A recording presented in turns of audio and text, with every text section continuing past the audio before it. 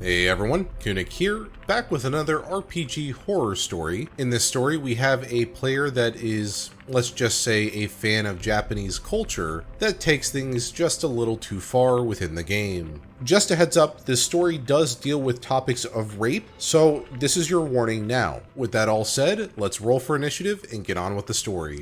So I, my brother, and a few of his friends had been a bit deprived of D&D, as we would start a campaign, then never finish it.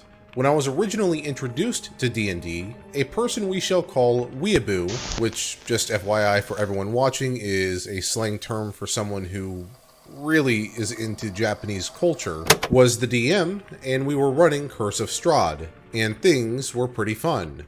It was my first game ever, and we ended up stopping because of commitments. But overall, he was a good DM that campaign. However, when he played as a player, crap got weird.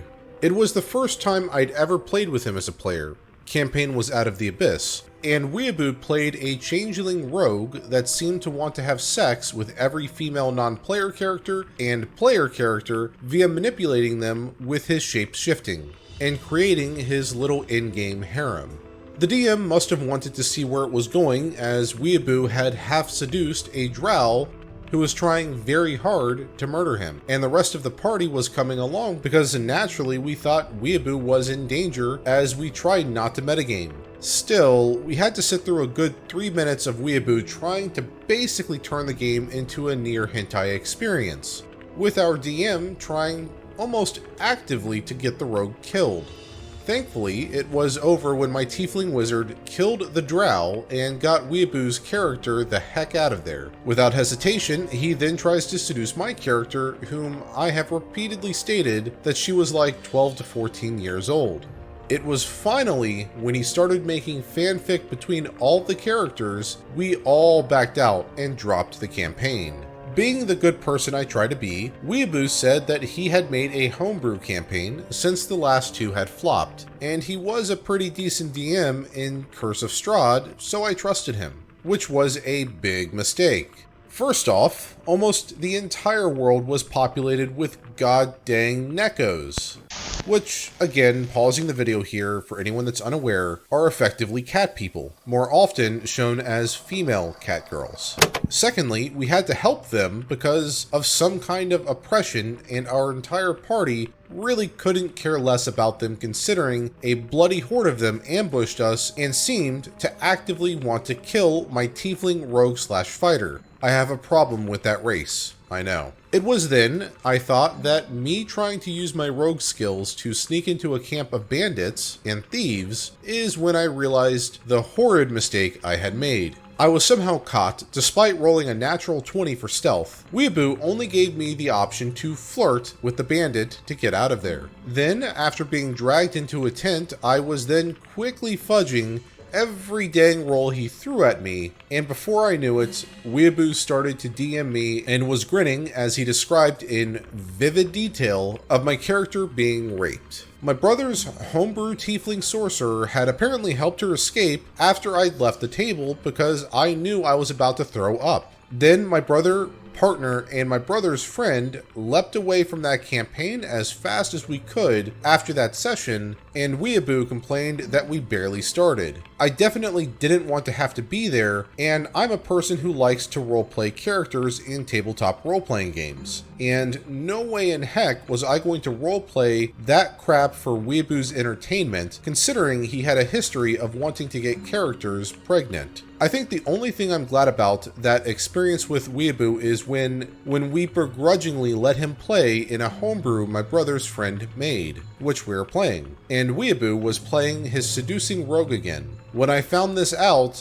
I may have botched my strength stat a bit so I could make a big, beefy dragonborn fighter who was an honorable man, and essentially the protector of the party before my partner's sister's boyfriend turned up as a paladin. Weaboo stopped playing when his rogue got annoyed that I stopped him from hitting on our dumpster child of a drow warlock, who was also my partner.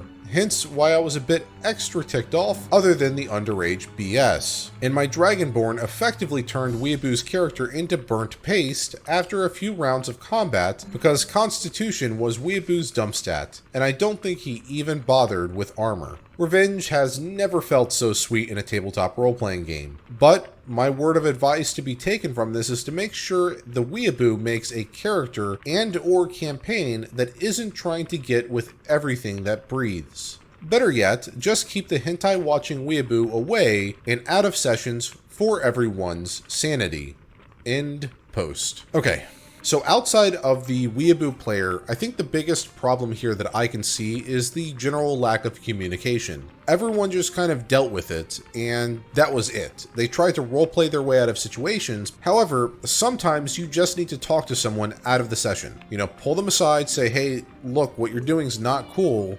Can you please stop? And I would expect most players to do just that. If they didn't, then kick them. You know, don't put yourself through this anymore. And that's really the only advice I can give here. Again, there's not much else you could have done. Talk to them outside of the game, see how things go. The way that it was handled here, I think, while for a revenge standpoint feels very satisfying, it's not the way you really should be handling things in your game, especially if you want to prevent any kind of drama within your group. Anyhow, that's all for this post. I wanted to thank everyone for joining our Discord server over the weekend. We have over 35 people there now, so it's been a really awesome time to just chat with you all, play games, etc. And yeah, we're still welcoming people to the community, so if you'd like to join our Discord server, the link is in the description. Now, if you liked the video and you want to see more videos just like this, be sure to hit that subscribe button and bell notification icon to be notified of future videos. And as always, the source of the video is in the description below, so if you want to go take a look at that, feel free to do so. Anyhow, while you wait for a new video to come out, here are a few related videos that you can watch in the meantime.